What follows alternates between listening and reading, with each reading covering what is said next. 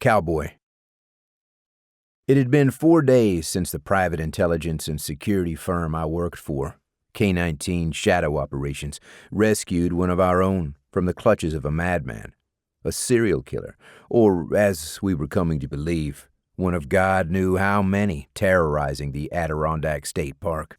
4 days since Wasp, while being held captive, had overheard the man who was about to kill him ask someone on the other end of a phone call if he could have another victim, a woman we suspected might be missing Olympic skier Winslow Greer. Since then, I'd done everything I could think of, everything the other people assigned to this investigation recommended be done, and I hadn't yet been able to find the missing woman. It had been a full week since she disappeared from the parking lot she'd pulled into to attend an early morning ski team meeting, and the clock was ticking fast. Based on the timeline related to the serial killer's other victims, there was a chance she was already dead. However, it wasn't a reality I was ready to accept.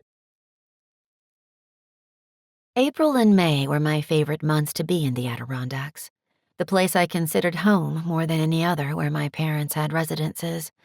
Most days were warm, and in April at least, there was still snow on Whiteface Mountain. There were plenty of spring days I wore a t-shirt and light snow pants to ski before I made the competitive team. Once I had, my days of pleasure skiing came to an end. Being injured was too much of a risk. By the time May rolled around, there wasn't much snow left. Instead, it was when flowers started blooming. Soon, there'd be no ice left on the surface of the lakes, something that typically happened in late April, although for a couple of years in a row, it didn't happen until the 1st of May. These were the things running through my mind as I tried my damnedest not to lose it. Never in my worst nightmares did I ever expect to find myself in this situation. I used to think my grandparents were nuts for insisting my parents not only had safe rooms added to their homes, but also that my siblings and I went through survival training after I, the oldest, made the Olympic team. Neither my father nor mother was alive in 1972 when a group of terrorists stormed the Olympic Village, killing 2 Israeli athletes and taking 9 others hostage. Those 9 eventually died too, and both sets of my grandparents remembered it as if it had happened yesterday.